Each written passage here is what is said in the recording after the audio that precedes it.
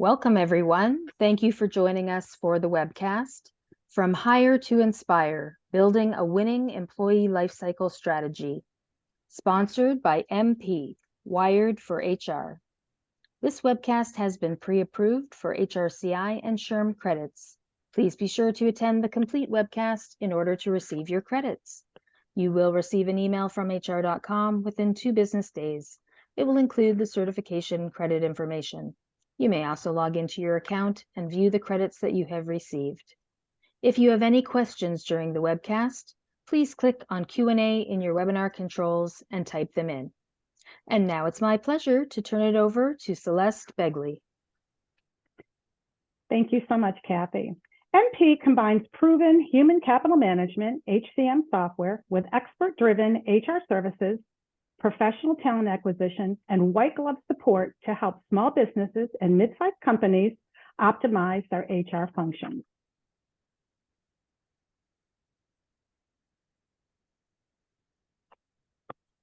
Right. Good morning, everyone. I am going to kick things off today with a little legal disclaimer. This presentation is intended for educational and informational purposes only.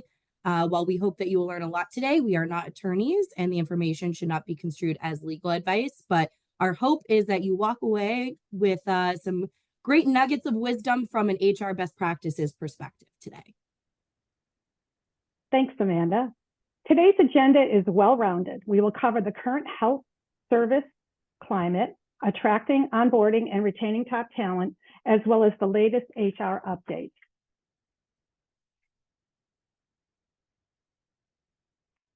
We're going to start with an overview of the current state of the home services industry, including trends, challenges, and opportunities. Let's get started with a poll question. What is your biggest hurdle to business growth? Limited marketing reach. B, finding and retaining top talent. Managing cash flow and finances. Keeping up with industry changes. Or all of the above.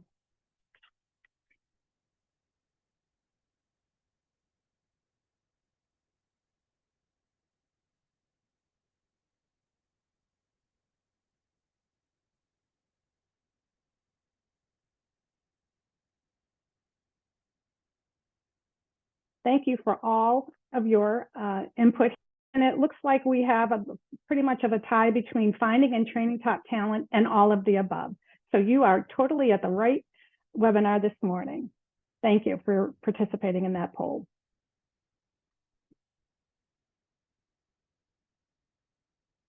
The home care industry is experiencing significant growth driven by several factors, including an aging population, increased preferences for aging in place, advancement in healthcare technology, and shifts in healthcare policies. Life expectancy in the United States has risen into the 80s and upper 80s for women. And every day, around 8,000 to 10,000 members of the baby boomer generation are reaching retirement age. These are significant figures that underscore the immense growth and demographic shifts occurring in the senior population globally. The rapid increase in revenue within the senior care industry reflects the growing demand for services to support aging populations. With the number of seniors over the age of 65 projected to nearly double by 2050, and the population over 80 expected to triple, there will be substantial increase in the need for healthcare, long-term care, housing, and other support services tailored to the unique needs of older adults. With the forecasted substantial growth and opportunity within the senior care market, a compound annual growth rate of 11% demonstrates the sustained expansion and increasing demand for services catering to the aging population.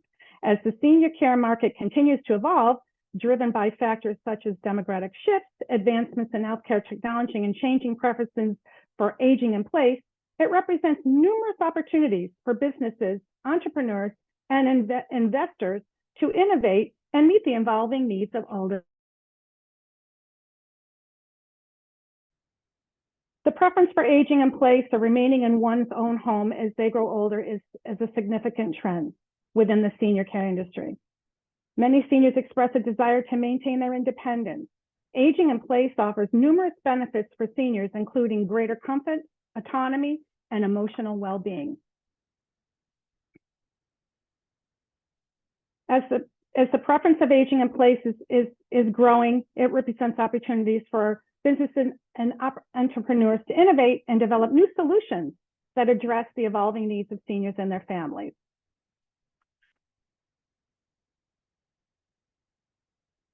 The increase in the number of caregivers for home care in the United States reflects the growing demand for in-home support services as more seniors choose to age in place. The forecasted rise from 1.8 million caregivers in 2014 to 2.3 million by 2024 underscores the need for additional resources to meet the needs of an aging population. The home care industry is experiencing robust revenue growth in tandem with facing persistent staffing challenges, including recruiting and retaining qualified caregivers. Investing in training and development for caregivers is essential to ensure the delivery of high quality care and to meet the diverse needs of clients. The growing use of digital tools and technologies such as telehealth, wearable devices, electronic health records, and scheduling software is transforming the delivery of home care services. By recognizing the valuable contributions of caregivers and implementing measures to support their efforts, we can better meet the evolving needs of seniors and their families as they age in place. The preference of the baby boomer generation, coupled with advancements in technology, are reshaping the landscape of healthcare delivery, with home care providers playing a pivotal role. The baby boomers generation has shown a strong preference to age in place, which drives demand for home care services. A recent analysis by the National Center for Health Workforce Analysis shows the demand for direct care workers is projected to increase by 48% for nursing assistants, 43% for personal care aides, and 42% for home health aides between 2020 and 2035. I will now pass the baton over to Austin Green, who will share valuable insights on attracting, onboarding, and retaining top talent. Austin will deliver a winning strategy that aligns with building a strong, talented workforce. Thank you, Celeste, for the introduction. Again, my name is Austin Green, and I'm a talent acquisition partner with MP. I'll be speaking with you today about the challenges in attracting, onboarding, and retaining top talent in the health services and home health space, and some strategies to help address these challenges. So to start off, could you please take a second and select one of the answers to this poll question? The question being, what is your biggest challenge in attracting top talent? Talent shortage, heavy competition, competitive salary benefits, lengthy hiring process, or all of the above? So home healthcare is a rapidly growing sector, and recruiting in this field presents unique challenges and opportunities. There's a growing demand for home healthcare services, and this is in large part due to the industry growth and aging population. Kind of like Celeste said, by 2030, it is expected that almost all baby boomers will be over the age of 65, and approximately 70% of adults over 65 will require some form of long-term care services during their lifetime. This really puts into perspective the importance of having a strong and savvy hiring strategy to compete with that market. So if we can get some choices here, it looks like the top answer is all of the above. But guess what? We're all winners, because really every answer is pretty relevant right now and are challenges the industry faces when it comes to recruiting top talent.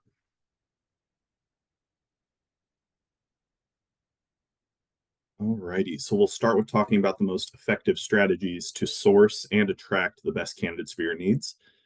First off, it is always important to capitalize on job boards. Job boards like Indeed and ZipRecruiter are kind of the sweet spot for your home health aides, personal care aides, certified nursing assistants, and various other direct care positions. If you are not finding the qualified candidates you need through sourcing and posting efforts on those sites, then it is also advantageous to utilize specialized healthcare job platforms, such as home healthcare specific websites or certifying body websites for the titles you are recruiting for. Collaborating with educational institutions is also a great way to gain exposure to students and leave your mark as an organization that they would want to work for when they graduate or become certified. Two good ways to do this are through presentations to soon-to-be graduating classes, or even just assisting with mock interviews. This includes nursing schools, vocational and allied health programs, and any other programs that are applicable to the positions you are hiring for. Engaging with local and national healthcare organizations and networks that are related to home healthcare is another way to gain exposure to potential candidates. Examples are the National Association for Home Care and Hospice, and the Home Care Association of America. You can attend industry conferences, seminars, and networking events to build relationships with professionals in the field and promote job opportunities you might have. The use of employee referral programs is essential as it encourages current employees to refer qualified candidates for open positions. It incentivizes them with rewards such as bonuses, gift cards, or even additional paid time off for successful hires. In my experience dealing with home health care clients, I've found it to be very common that an employee or someone I have hired has a friend or a family member that is also in the industry.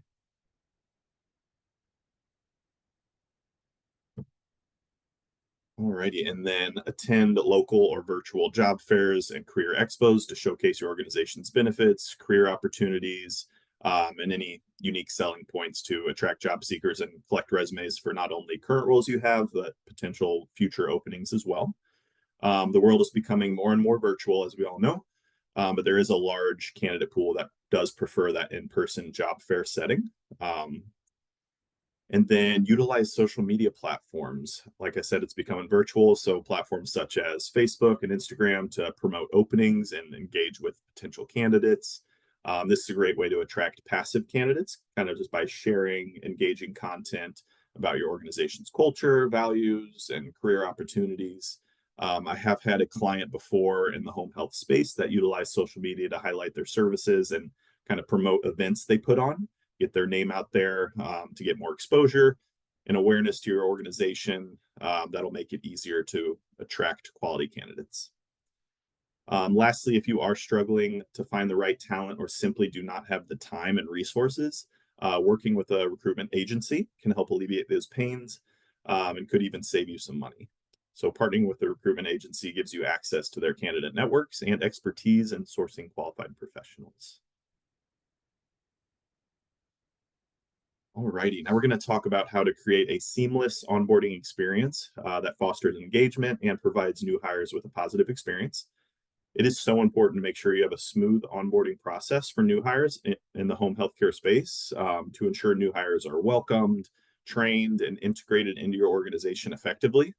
I've worked with organizations in the past that have found a great candidate that meets all of the qualifications they're looking for, and they failed to secure them as an employee due to lack of preparation and communication during the onboarding process. First step is the pre-onboarding preparation. You can start by sending a welcome email or package to the new hires before they start, including information about their first day, any required paperwork, any pre-employment tasks or training modules they need to complete. I've found with home healthcare, specifically, and really any industry in the current hiring market, consistent communication and engagement during the time between them accepting an offer and their first day is very important to making sure they stay committed to their offer and make it all the way to their start date. Next is welcome and orientation. It is so beneficial to have a plan a warm and inclusive welcome for new hires on their first day. Make sure to introduce them to key team members and supervisors, conduct a comprehensive orientation session covering your organization's mission, values, benefits, safety protocols, and any other information they need to be as informed and successful as they can in their role. Support and feedback is super important during their first few days or weeks, because a lot of times with some of these roles that may be considered high turnover roles, these candidates might have a predisposition to jump ship if they do not feel they're being set up for success. It is beneficial to pair new hires with experienced mentors who can provide guidance, support, and help them integrate into the team. And lastly, integration and team building. Similar to the previous point, it is important to make efforts to provide new hires with opportunities to engage with their team members. It is easy for a new hire to feel like they're on an island, especially given the nature of home health work. Organize team building activities, social events, or even virtual meetups to foster camaraderie build relationships, and kind of promote a sense of belonging in the organization.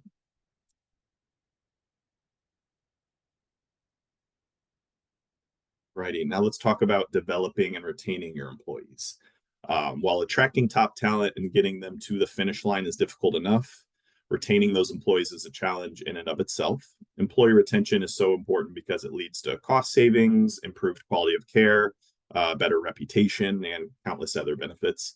For home health providers, these benefits translate into a better client outcomes and a more stable and trustworthy organization. So competitive compensation and benefits. It is important that the salaries you offer are competitive with the skills and experience of the top talent in the industry. I know there are a lot of factors that go into the amount an organization can offer a candidate, and a lot of things that need to be taken into consideration. But there are other options to create a more attractive and supportive work environment that goes beyond just financial incentives. For example, performance-based bonuses and incentives. You can implement a reward system that with financial incentives that drive positive outcomes, where they may be taking $1 or $2 per hour less than another position. This will give them the opportunity and the motivation to work hard and provide quality care to their clients for that additional income. You can also reward employees with a gift card or paid time off, really whatever works best for your organization. Another important factor with employee retention is providing professional development opportunities. From my experience working with home healthcare clients, I often get asked by candidates, what does the career growth or advancement look like with your organization? Some candidates really want to be a part of the home healthcare industry and truly value the work they'll be doing, but also want to advance in their career and will seek other positions if they're not provided that opportunity to do so. I think it is important to have something in place that encourages them to stay and allows them to work towards a potential advancement opportunity. In addition to a defined career growth path within your organization, you should also aim to offer continuing education opportunities to current employees, especially employees that are entry level and just getting into the industry. And lastly, you need to foster a supportive and inclusive workplace culture. Something we do when we meet with candidates is ask them questions that give us an idea if they would be a good fit for the role and the organization. But ultimately, it is up to the employer to make sure they have a positive work environment with open channels of communication and feedback. Another great way to increase commitment is to recognize and reward employees for their contributions and achievements. Overall, the goal is to motivate and empower your employees to promote long-term loyalty to your organization. So that is all I have. I really appreciate your time and the opportunity to speak with you on this topic today. But I will now hand it over to my colleague, Amanda Leonardi, for an HR update.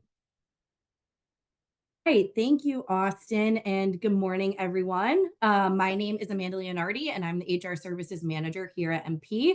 So excited to be here with you all this morning. So thank you for kicking off this fine Tuesday with us here at MP. So now that Celeste and Austin got to cover all the fun stuff like industry trends, recruiting, onboarding, I get to come in here and ruin all the fun with everyone's favorite topic, regulatory updates. So lucky me, I'm the lucky winner of that seat. And I'm sure, as you already know, there is quite a bit going on right now in that department in terms of regulatory updates. And I will say, apparently all these agencies really know how to put a damper on the start of summer, because we had quite the slew of latest and greatest updates come through over the last few months. So we do have a lot of ground to cover this morning. So I'm going to keep a healthy pace throughout a lot of these concepts today. But should anyone be seeking a more in-depth support on any of these topics, MP is certainly here to help. So don't hesitate to reach out, and we can certainly peel back, some more layers than we'll really have time for this morning. So with that, we're going to dive into our crash course on the latest and greatest updates here. So we're going to start today by talking about the final regulations to the federal overtime rule. Thrilling stuff. So for the sake of time, we won't dive too deep into the longstanding requirements under the Fair Labor and Standards Act. But we'll, at a very high level, the Fair Labor Standards Act, or the FLSA, is the law at the federal level that governs minimum wage and overtime requirements.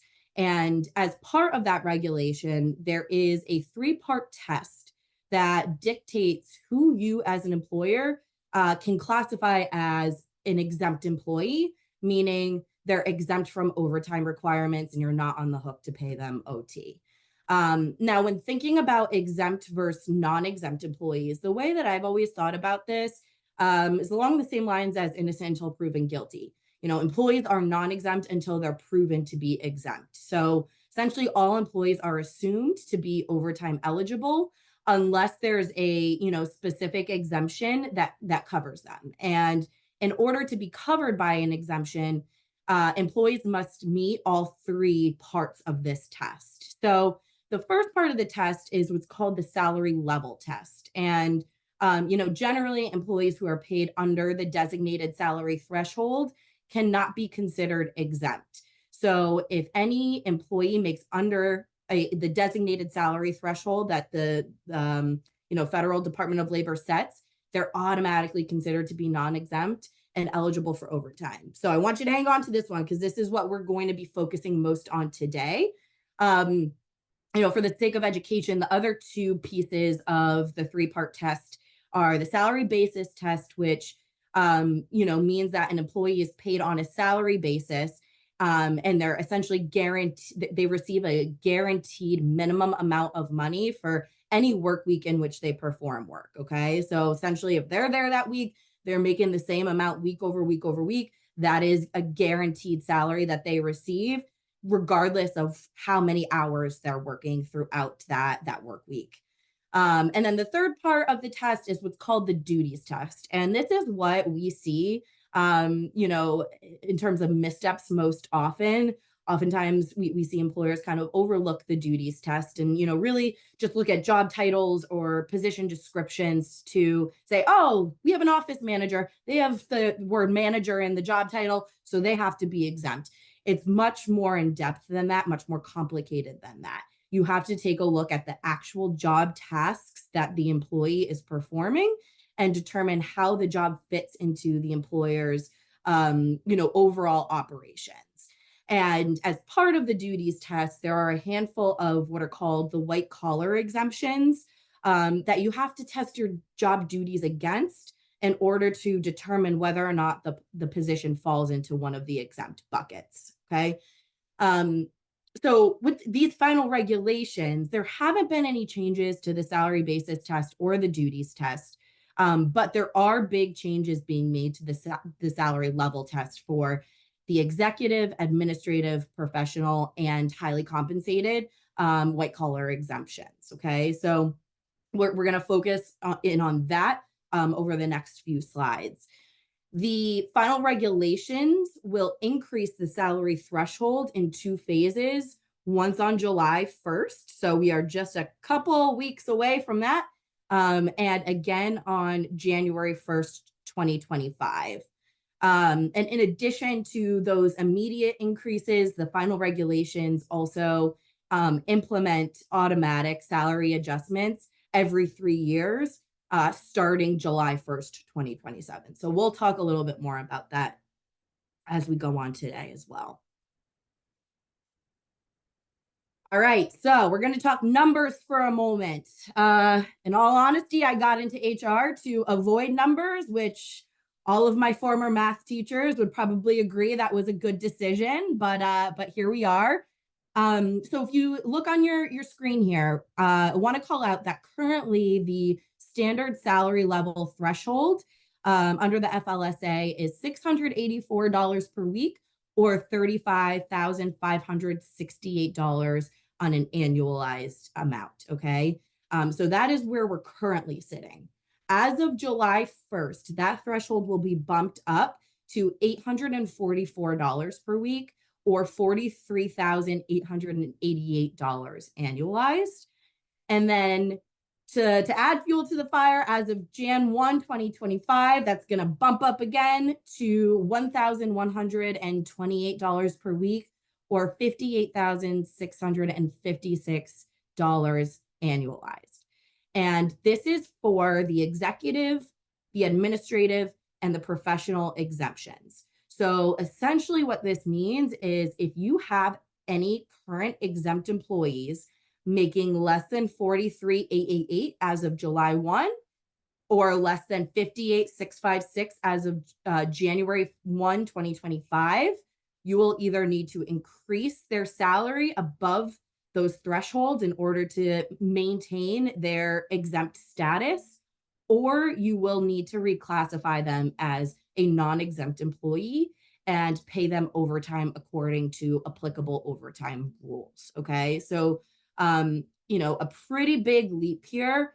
And in addition to this, there is also a second kind of carve out for what's called the highly compensated employee exemption. So for those of you who have some employees classified as exempt under this highly comped employee exemption, that salary threshold is currently 107,432 annually and will be increasing to 132,964 as of July 1, and another bump Jan 1 to 151,164. Okay, so you could see some pretty big jumps all around. So you might be scratching your head saying, oh gosh, like this is, how do I prepare for this? What do I do here? So many decisions to make. Well, we are here to help. So let's kind of talk through what you need to know and how you can tackle these changes.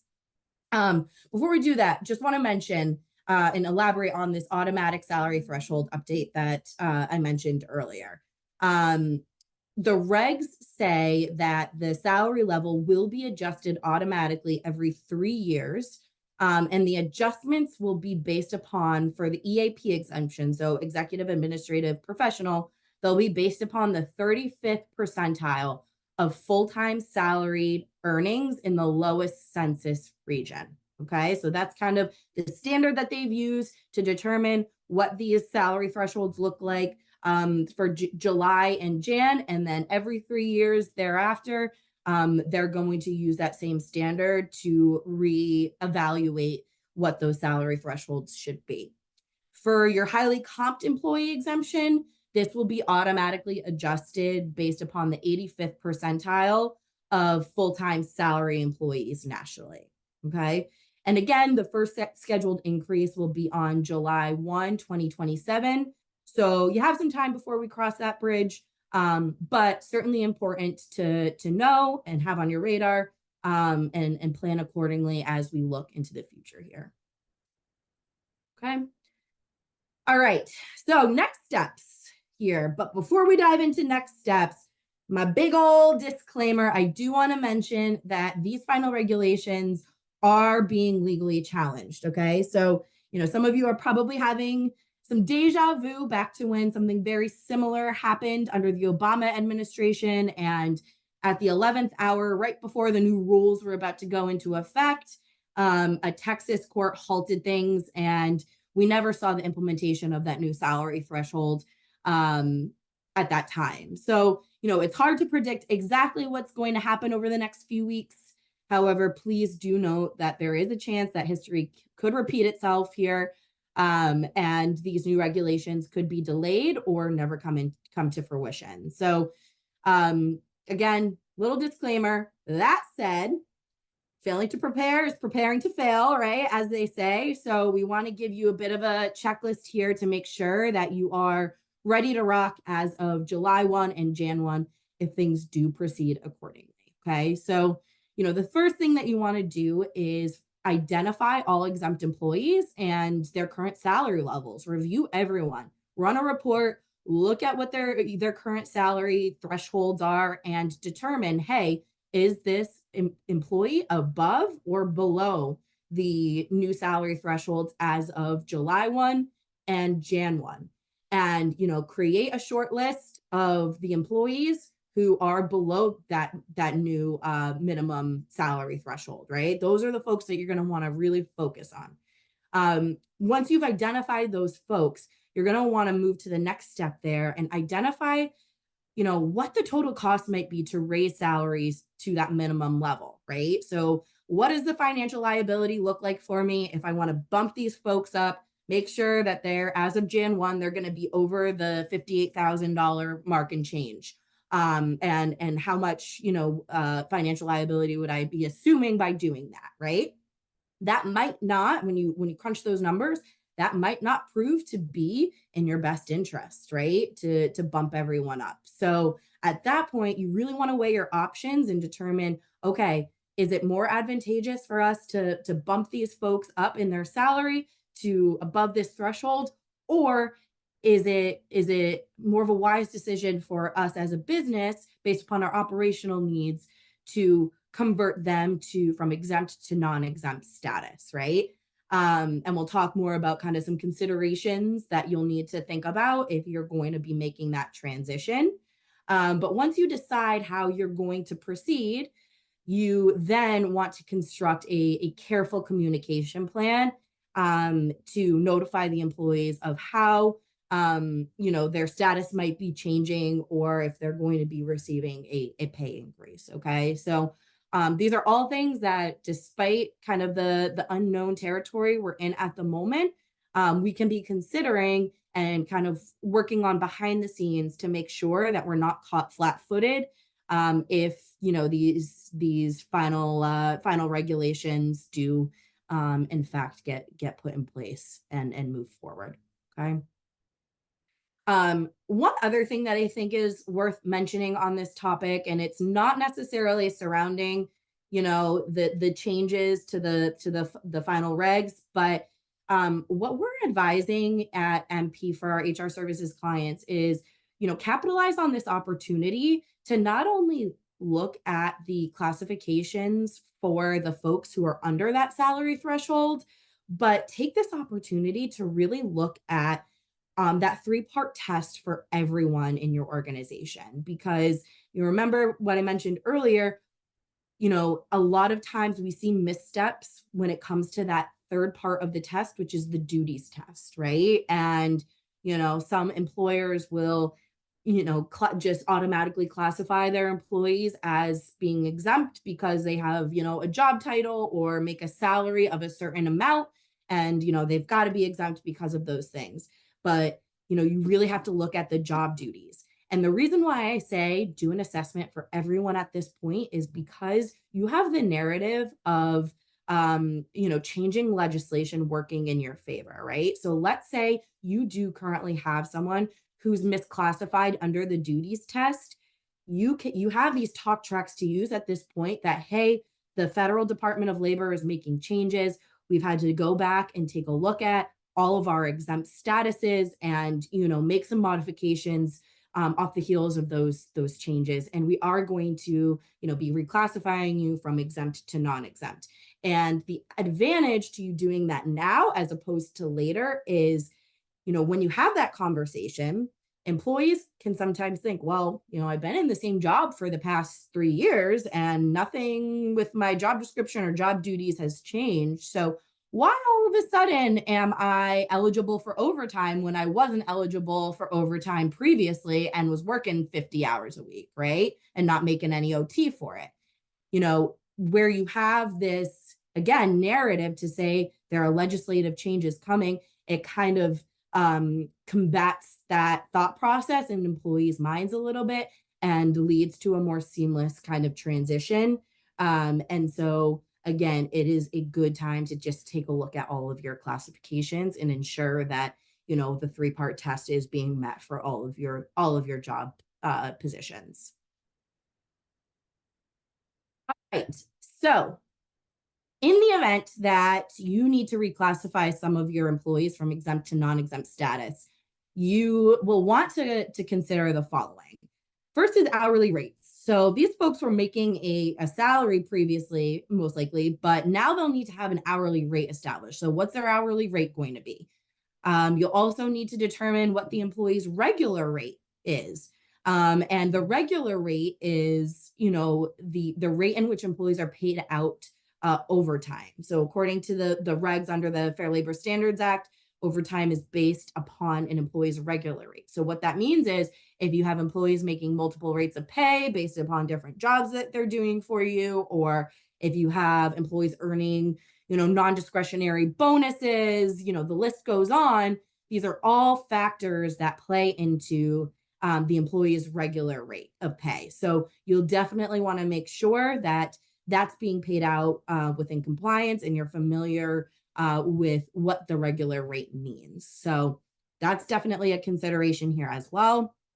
Another consideration is tracking hours worked. So your exempt employees generally don't need to track their hours worked, but if they're being switched to non-exempt, now they need to track all hours worked to be compensated for all of those hours that they're performing work for you. So making sure that you have the appropriate mechanisms to have your non-exempt employees track their hours and properly train them on how to track their hours is going to be really important as well. Some of you may also have employee benefits that could be impacted by a transition from exempt to non-exempt status, depending on how your policies are written. So make sure that you take a look at those and you consider those potential implications as well. And then finally, you have to consider your overtime costs.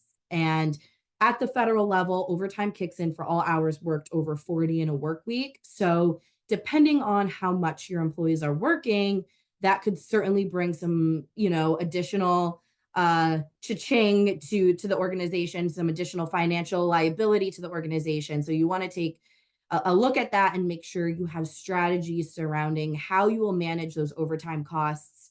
And that's really going to be imperative here so that you can go in and prepared and, make informed decisions and manage those costs moving forward. All right. And then the last nugget that I wanted to mention on this topic today is the importance of training your managers and supervisors on how to properly manage non-exempt employees. So you want to make sure that they're keeping track of, scheduled hours and not allowing employees to work mass quantities of overtime without, certain approval. How do they go about getting approval for employees to work overtime? Are they able to make those decisions on their own? Do they need to go up the chain of command to get that approved? So making sure that they understand kind of where their decision-making abilities are and are not when it comes to overtime. Making sure that they are educated on timekeeping procedures. So how are employees expected to track their time? When do employees need to submit their timekeeping? Is it by Monday at noon? Whatever the case may be. When do managers need to go in and improve their employees' timekeeping records? So a manager's role in their employees' timekeeping is really, really critical. So you want to make sure that they understand what's expected of them and how to navigate through that process accordingly, in accordance with your internal procedures. Also want to make sure that they're aware that they may need to provide non-exempt employees with uninterrupted meal breaks and rest periods. Many states implement meal and rest period requirements for non-exempt employees. So making sure that those are being honored, and if if an employee is working through their lunch, how to navigate that conversation, making sure that they are compensated appropriately for those meal and rest periods. So that's a point of education as well. And then making sure that they're aware that there is no such thing as off the clock work for non-exempt employees. Doesn't exist, okay? Off the clock work, no, when it comes to non-exempt employees. They need to be compensated for all time worked, including if they are doing work on a personal device. So, if one of your managers is receiving late night emails from an employee, or can see through, certain means that they are working at times when they are not clocked in, that is really important that they know that needs to be compensated, right? And they're keeping an active pulse on whether or not that's happening. And if it is, got to make sure the employees are paid for that, okay? And then, of course, make sure it's addressed with an employee if they're doing off the clock work, so to speak, so that does not happen moving forward.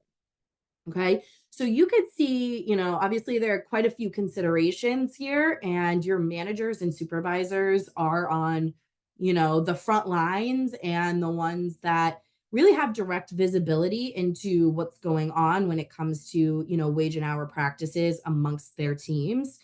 So you want to make sure that you provide them with the tools in order to be successful and really mitigate the risk of any missteps that could bring liability to the organization. All right, first topic down, on to the next fun one, which I'm sure you've all heard about this one as it's been highly publicized, but the next topic is the final rule banning non-competes. So the Federal Trade Commission has issued a final rule to promote competition by banning non-compete agreements nationwide. It is a very, very broad rule, okay? So this is nationwide. Some of you may work in or operate in states that already have kind of restrictions on non-competes, but this is incredibly restrictive and essentially makes all non-competes non-enforceable, okay? So what it says is that non-competes is, an unfair method of competition for someone to enter into, enforce, or represent to someone that they're subject to a non-compete. And the FTC's argument here is that non-compete clauses really suppress wages and harm competition by blocking workers from pursuing better opportunities and by preventing employers from hiring the best available talent. Okay, so they're saying that this is just going to open up the competitive lanes here. And in terms of an effective date, we're currently looking at a September 4th, 2024 effective date for this, but hold that thought and we'll talk more about that shortly. So some details here.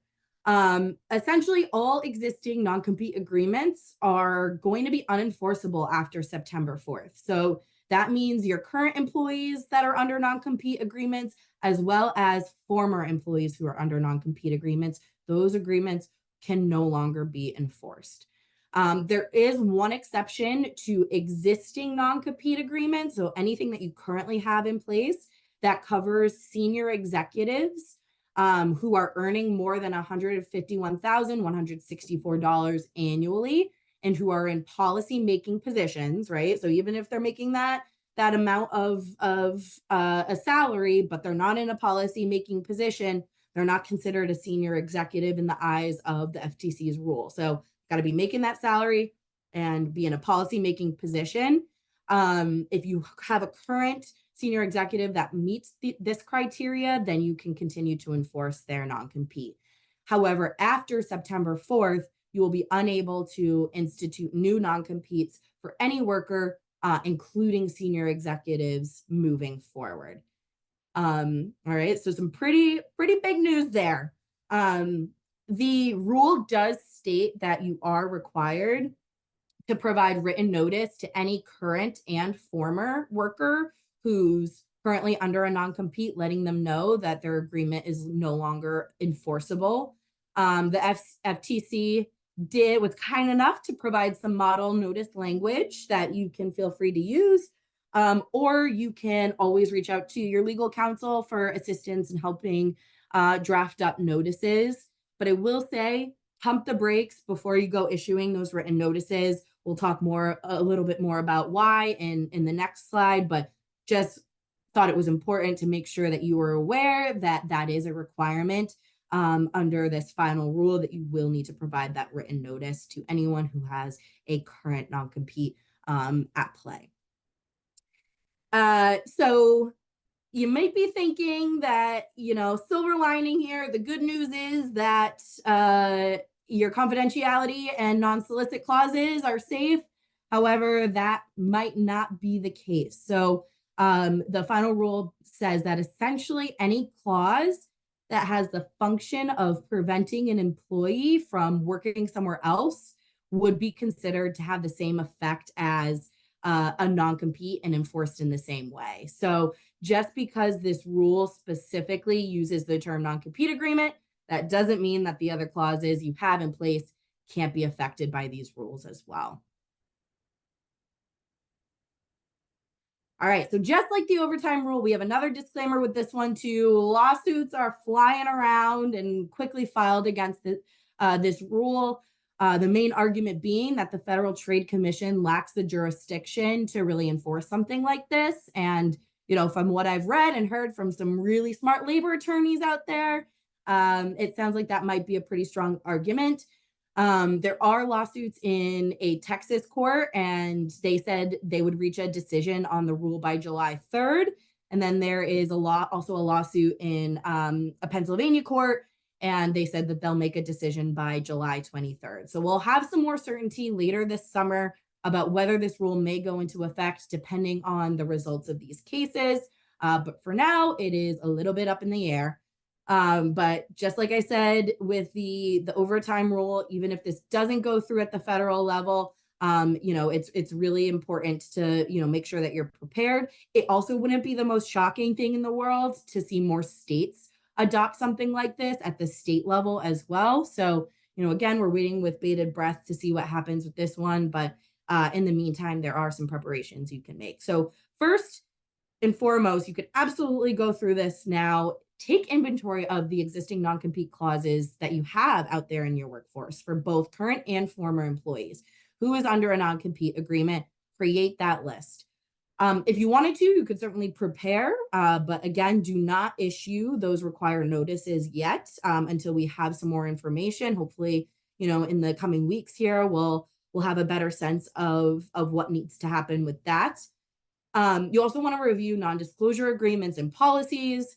Ensure your trade secrets and confidential information is protected through your policies.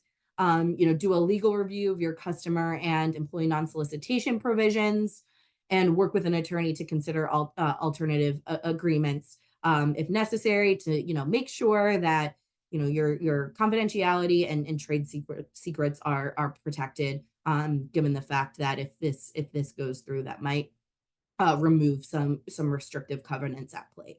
Okay. All right. So our final topic, last but not least here, we'll be talking about the Federal Pregnant Workers Fairness Act.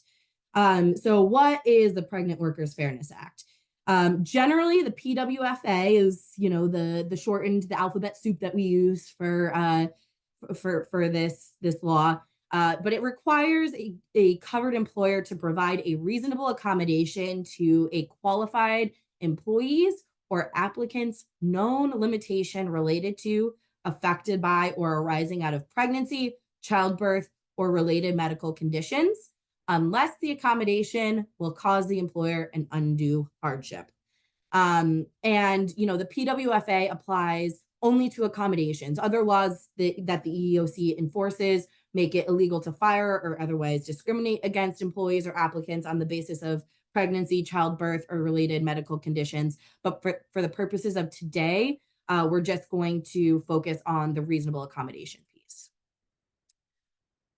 All right, so I'm going to power through these, so bear with me.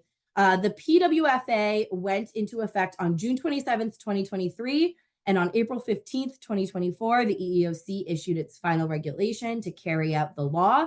The regulation goes into effect, drum roll please, dun, da, da, da, today, June 18th, 2024. So this is very timely.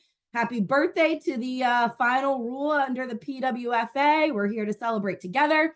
And what this final rule does is it provides clarification on covered employees, what the definition of covered employees are, covered limitations and medical conditions, and how individuals can request reasonable accommodations. But importantly for you all, the final rule also includes some great examples of, what those covered conditions are, and what reasonable accommodations you should be considering, and really illustrates that in terms of how you may handle requests for accommodation. So there's some really great resources out there to help you through this. So in terms of what the PWFA prohibits, covered employers must not fail to make a reasonable accommodation for known limitations of an employee or applicant unless the accommodation would cause an undue hardship. So most times you are required to make a reasonable accommodation. And we'll talk more about that undue hardship standard in a moment here. Covered employers must not require an employee to accept an accommodation other than a reasonable accommodation arrived at through the interactive process, right? So you can't dictate to an employee what their reasonable accommodation is going to be. It needs to be an interactive conversation between you and the employee, and mutually beneficial. Employers may not deny a job or other employment opportunities to a qualified employee or applicant based on the person's need for a reasonable accommodation. Covered employers must not require an employee to take leave if another reasonable accommodation can be provided that would let the employee continue to work. Covered employers must not punish or retaliate against an employee or an applicant for requesting or using a reasonable accommodation for a known limitation under the PWFA. No retaliation for reporting or opposing unlawful discrimination under the PWFA, and no retaliation for participating in a PWFA proceeding, such as an investigation. And lastly, covered employers must not coerce individuals who are exceeding their rights or helping others exercise their rights under the PWFA. Okay. Now, there are some specific modifications which the EEOC automatically considers to be reasonable accommodations in virtually all cases. So these modifications include allowing an employee to carry or keep water near and drink as needed, allowing an employee to take additional restroom breaks as needed, allowing an employee whose work requires standing to sit and whose work requires sitting to stand as needed, and allowing an employee to take breaks to eat and drink as needed. So essentially, if any employee requests any of the accommodations listed on your screen here, these are almost always going to be considered reasonable, and you will be required to accommodate. Okay.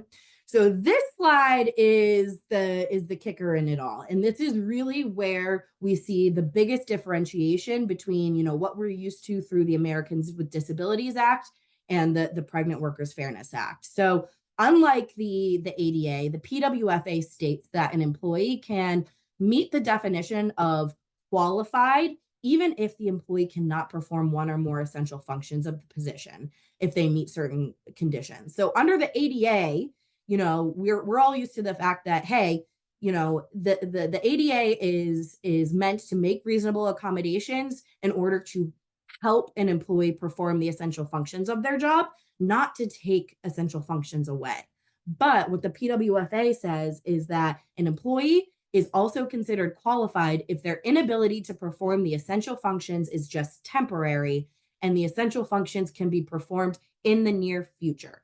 So when they say temporary, that really means a limited time, not on a permanent basis. And, it may extend beyond in the near future. And what they've defined as in the near future generally means 40 weeks. So, the full duration of a full-term pregnancy. Okay. So there may be times when you do have to remove an essential function from an employee under the PWFA if it's within, what they consider to be the near future that they can, pick back up on doing that essential function again. Okay.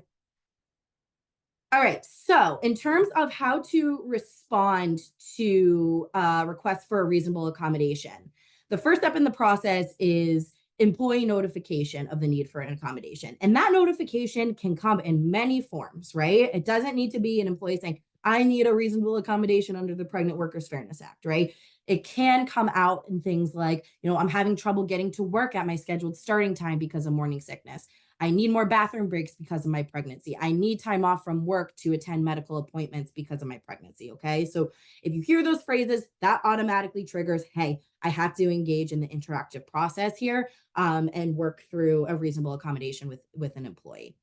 And then once you engage in that interactive process, of course, you want to make sure that you're responding regarding the accommodation and you're determining whether or not that accommodation is reasonable or would cause an undue hardship. And going through that with the employee. So the commission, the EEOC also states that many PWFA accommodations can be granted after a simple exchange of information between employees or applicants and employers, such as brief conversations or emails. And for the sake of time, I am going to skip over this slide, but we'll make sure that you get, these are some great FAQs that all are addressed on the Department of Labor's website. So we'll make sure you get a link to that FAQ page. It's got some really great information. So we'll get that over to you. And lastly, some things to remember. Workers do not need to use specific words to request an accommodation to begin the interactive process. Once an employer requests an accommodation, engage in that interactive process. Limitations for employees may be minor and may be associated with uncomplicated pregnancies as well, that could require accommodations that are easy to make, right? So someone doesn't need to have, a complicated complications with their pregnancy in order to be eligible for an accommodation under the PWFA. A worker may need different accommodations as the pregnancy progresses, as they recover from childbirth, or the related medical condition improves or gets worse. So keep in mind that an accommodation you make at the beginning of their pregnancy may need to be, adjusted as the pregnancy goes on, or as, after the birth of the child. So, just engaging in the interactive process once may not be enough. It may need to be some ongoing conversations that you're having. And then lastly, this is a link to what's called the Job Accommodation Network, or JAN. This is a really important and great resource for you for both PWFA accommodations as well as ADA accommodations. It's a comprehensive website that provides, expert and confidential services to help workers and employers navigate through appropriate, reasonable accommodations based upon whatever kind of disability or limitation is at play within your workforce. Okay. So I know we're coming up on time here. Did we have any burning questions, Lauren, that we can quickly dive into? Kathy, do we have time to answer any questions? We can do one question, Lauren. Sure. All right. So this is a question that came in when you were discussing non-competes. Would this include temp agencies who say we cannot hire their presented candidate without a fee within 1 year, or is that separate? So the FTC regulations do include temp agencies and staffing agencies. So I think we'll get some more clarification on that as the weeks and months come. But to my understanding, that is a covered sector as well. Excellent, thank you. We have one last question. I'm going to just squeeze in here real quick, and I'm going to kind of summarize what this person is asking. Are these regulations for the U.S., the non-compete clause, for instance? How do these legislation works for people maybe not employed domestically? Yeah, so it is nationwide, right? So it does span throughout the United States. That's a good question in terms of, like, if you're unsure about what your kind of makeup is in terms of where your offices stand, but if your operations are in the United States, but you employ kind of remote workers or have different offices overseas, that might be a little bit different. But that is something that I haven't seen a lot of guidance on as of yet, but certainly something to look into, and we can dive into that a little bit deeper. Excellent, thank you so much. Right, so I think we're throwing it back to Kathy at hr.com. Thanks, Amanda. This concludes our webcast today. I would like to thank all of our presenters as well as the audience for joining us. And just a reminder to the audience to please fill out the quick feedback survey that will open on a new tab on your screen. It only takes a few minutes, and your valuable input is key to improving the quality of our webcasts. We hope to see you join in at the next session. To get there, click on over to the hr.com event auditorium. See you there and enjoy the rest of the event.